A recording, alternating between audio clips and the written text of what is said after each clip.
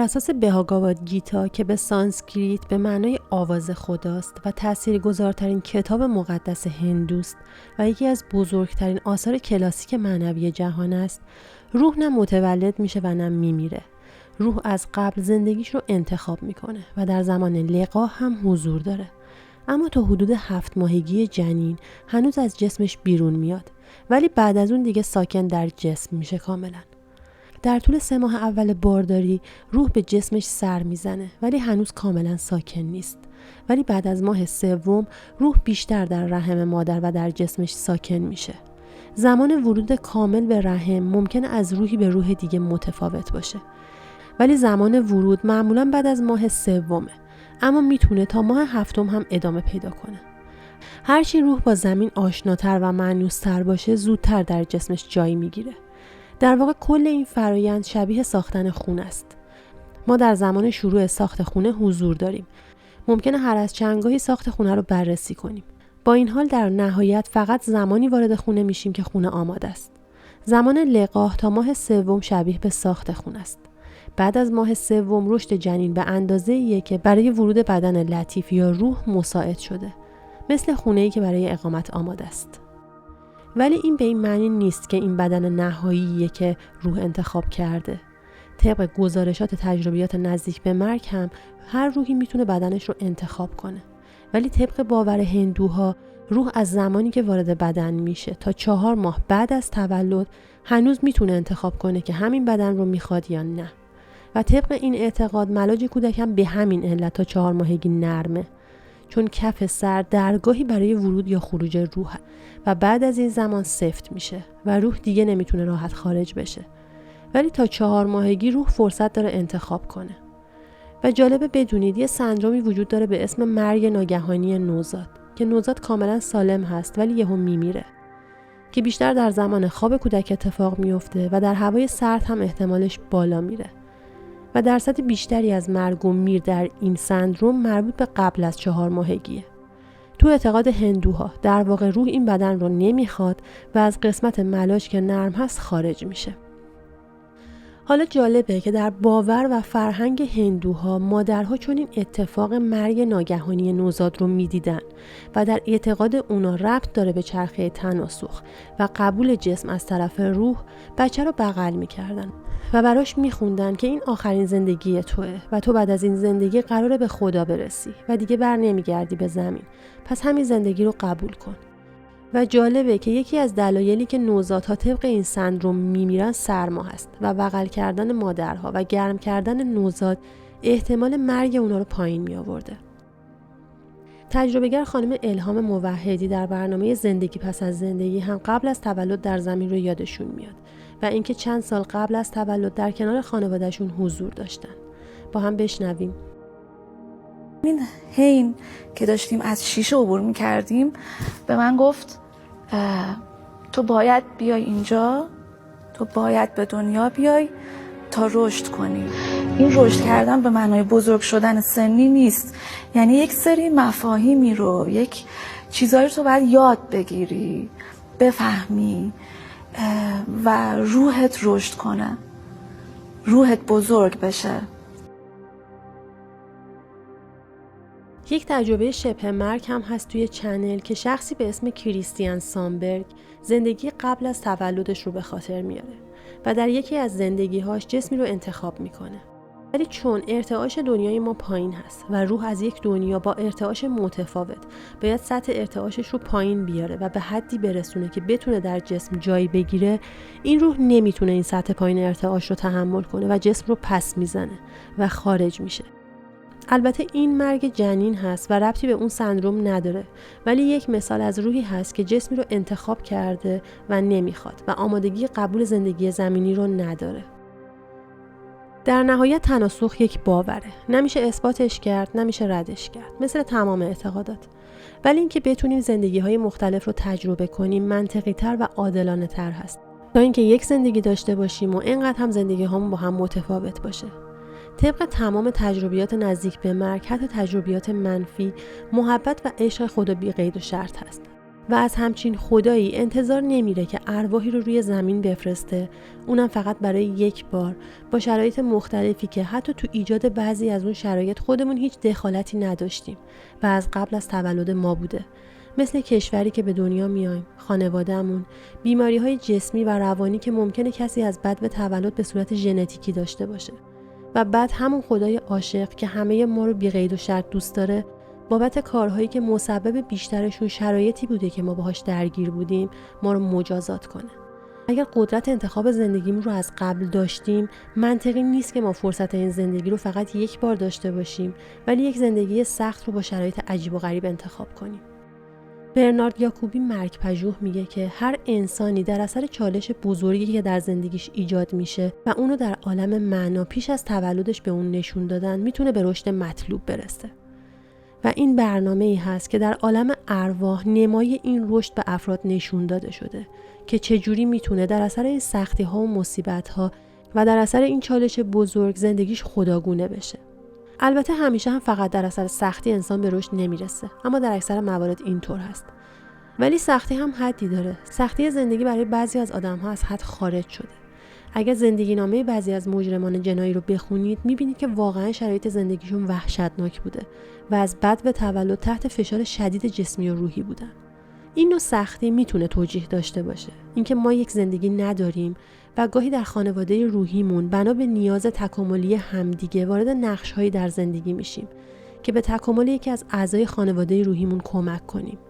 مثل موردی که در تجربه نزدیک به مرگ کری کوهن گفته شد که تجربهش رو میتونید توی چنل ببینید، ولی قسمتی که مورد نظرمه درباره کسی است که توی زندگی به کری کوهن تجاوز کرده بود و از اعضای خانواده روحیش بود و قبلا در عالم دیگه درباره این قضیه توافق کرده بودن.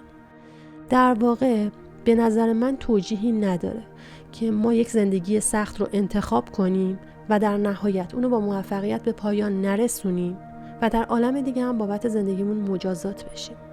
در تجربه خانم جلیلیان و خانم بهاره حسینی در برنامه زندگی پس از زندگی هم این مشورت گروه‌های روحی دیده شده. با هم بشنویم. تا چشم کار میکرد، یه دشت مسطح بود، بعد یه قسمت‌های انگار یه توده، یه افرادی، یه گروهی جمع شدن. این من گروه ها رو میدیدم، گروه تو این دشت بی‌نهایت، حالا میگم مسطح چون چیز نداشت، حالت کوه اینا توش نبود، تا چشم کار میکرد دشت بود. بعد این گروه ها داشتن به هم مشورت میدادن، یعنی انگار یه انجمن، یه گرد همایی، یه چیزی که داشتن همدیگه رو تقویت میکردن. برام عجیب بود که چرا اینا جدا جدان، چرا یه اجتماع، چرا یه توده مثلا واحد نیستن.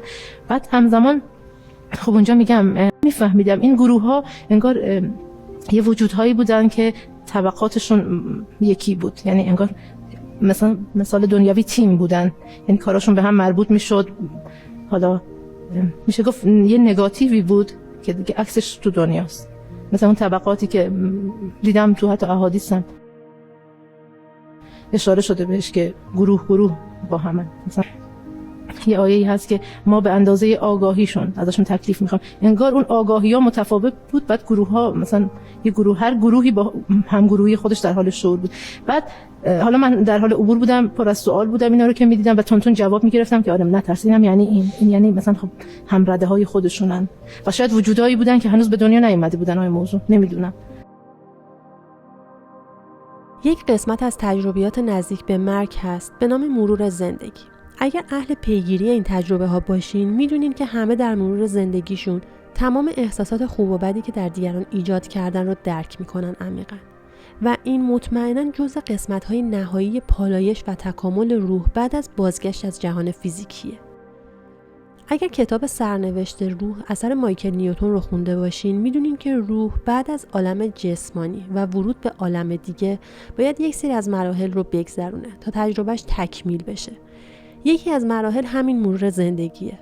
روح‌ها با جذب اطلاعاتی که حاصل تجربیات زندگیشون هست و بررسی نحوه کنار اومدن با احساسات و هیجانات جسم میزبانشون در رابطه با اون تجربیات به ادراکی میرسن که با استفاده از اون درک به همدیگه کمک میکنن. اونا تمام جنبه‌های زندگی رو موشکافی میکنن و حتی نقش مخالف رو بازی میکنن تا آگاهی بیشتری نصیب گروه روحیشون بشه. در بخشی از تجربه خانم جلیلیان و خانم ریحانه زنار یزدی در برنامه زندگی پس از زندگی میتونیم قسمتی از این مراحل که شامل مرور زندگی و یک سری از مراحلی که خانم زنار یزدی درک کردن رو بشنویم. با هم بشنویم. ابتدای مرورم بود، داشتن اون اتفاقاتی رو که رقم زده بودن به شکل یه انگار بالاخره حالا ابتدا از قسمت‌های منفی برای من آغاز شد، یعنی مثل یه انگار یه آزمونی رو داشتن غلطگیری می‌کردن، تون قسمت‌های منفی رو ابتدا به من نشان میدادن. تو همون منفی‌ها موضوع خیلی دوست داشتم اینو بگم، تو همون منفی‌ها عشق بود. منفی عشق بیشتری بود تا اونجایی که وحدت رو به من انگار چشوندن. عشق به چه معناست که عشق بیشتری بود؟ ناشی از شما بود یا ناشی از نه. یه وجودی که میخواست غلطگیری کنه، میگه اگر با من نبودش هیچ میلی چرا ظرف مرا بشکست لیلی. یعنی حس میکنم که اونجا داشت انگار یه پاکسازی میشد، یه غلطگیری میشد که حالا برو اینو دقت کن. بعد به من آموزش دادن که توضیح دادن که تو باید یک سری مراحل رو بگذرونی. یه مقدار من زمانی که بخوام یکی دو تا مرحله اونجا رو برای شما توضیح بدم خیلی ناقص میشه، خیلی کمه اون کلام من برای وصف اون مسیر، ولی خب مجبورم به این شکل توضیح بدم خدمتتون. مثلا یکی از مراحلی که من باید میگذروندم مرحله‌ای بود که انگار من باید از یک دیواری از جنس ژلاتین کاملا شفاف رد میشدم و کاملا اطلاع داشتم که زمانی که من از این دیوار رد میشم به مرحله بعدی از نظر هویت شخصی خودم میرسم. به نوعی انگار من زمانی که از این دیوار رد میشدم یه جور کامل تر میشدم. بله. این که خدمتتون عرض کردم که مراحل متعددی بود ولی بعضی‌هاش قابل بیان نیست. مثل این مثلا این مرحله رو خدمتتون عرض کنم واقعا نمیشه درست توضیح داد، چون مثلا تو یه مرحله بود که من باید تسعید میشدم، یعنی اینکه یه واکنش فیزیکی هست که جامد به گاز میشه تسعید شده، در واقع من باید به گاز تبدیل میشدم و این خب برای تعبیر این دنیای خیلی چیز قابل فهمی نیست، ولی جزء یکی از مراحل بود. میدونید که تسعید و صعود همیشه از مسیرهایی رد میشدیم که یه چیزی شبیه سرسره بود. تو تجربم اولین بار بود که متوجه شدم تنها نیستم و در واقع روح‌های دیگه هم هستن که دارن این مسیر رو طی میکنن. ولی دقیقاً یادمه که هر کدوم از ما این گذرگاهمون از نظر کیفیت و طول مسیر با هم متفاوت بود. در واقع طبق تعدادی از تجربیات نزدیک به مرگ و همینطور دریافت‌های مایکل نیوتن از ارتباط با خود برتر انسان‌ها ما خودمون زندگیمون رو انتخاب می‌کنیم و با معلمان و اساتیدمون در عالم روحانی اون زندگی رو بررسی می‌کنیم و بعد با خانواده روحیمون نقش‌هامون رو بررسی می‌کنیم و با هم مشورت می‌کنیم برای اینکه چجوری تجربه‌مون رو با هم بگذرونیم.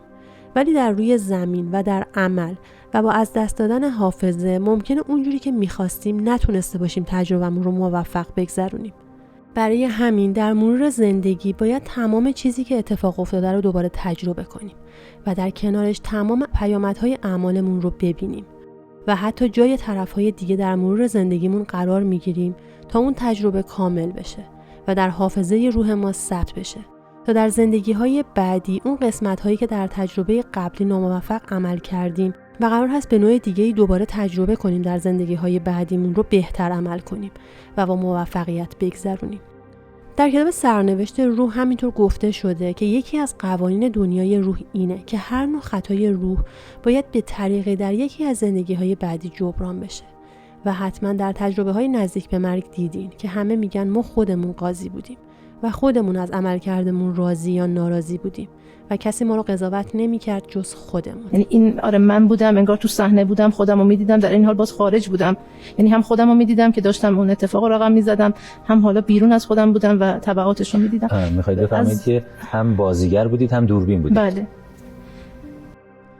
حالت دیگه اینه که تناسخی وجود نداره، ولی تمام چیزی که یکم پیش گفتیم درسته و چرخه‌های تکاملی برای ارواح وجود داره و خدا برای هر چرخه از ارواح یک طرح داره و همه توی طرح خداوند نقشی داریم و خودمون نقش زندگیمون رو انتخاب میکنیم و طبق نیازی که برای تکمیل پازل روحمون داریم وارد زمین میشیم با همون نقش خاصمون که انتخاب کردیم.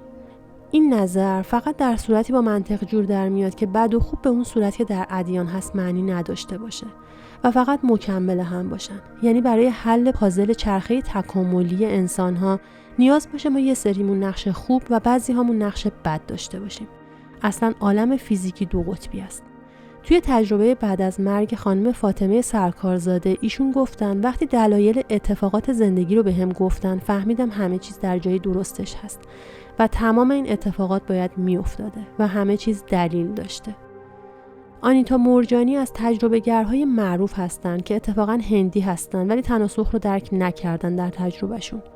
ایشون میگن ما در روی زمین نمیدونیم به هم وصل هستیم و تجربه هامون به هم مربوطه و میگن به دستتون فکر کنید و فکر کنید کف دست پوشیده است و فقط انگشت ها دیده میشن که انگشت ها همه آدم ها هستن که جدا به نظر میرسن، با هم میجنگن، بحث میکنن و تمام این اتفاقات، ولی بعد وقتی مردیم میفهمیم همه ما جزء یک دست بودیم.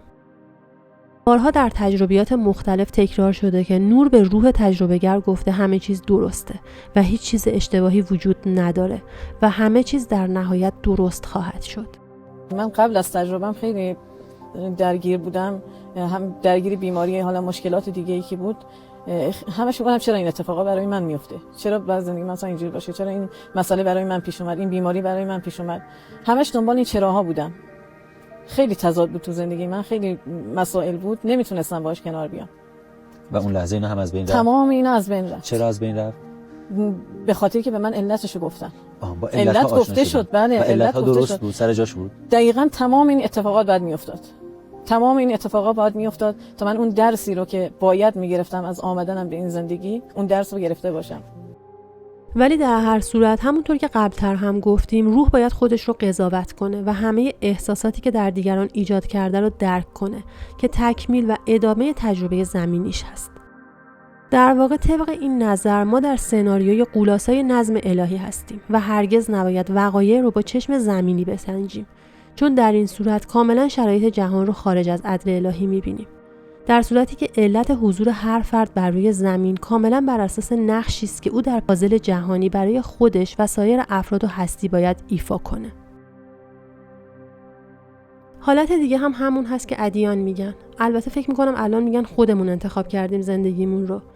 ولی حالا به یک دلیل نامعلوم یک روح میاد زندگی خیلی سختی انتخاب میکنه و در نهایت هم زندگیش رو بدتر از تولدش به آخر میرسونه و یه روحی هم زندگی راحتی انتخاب میکنه و خیلی آدم خوبیه، واقعا آدم خوبیه، ولی شرایطش مهیا بوده و اینجوری با این زندگی‌های متفاوت از دنیا میریم و در عالم دیگه مجازات میشیم یا بهمون پاداش میدن.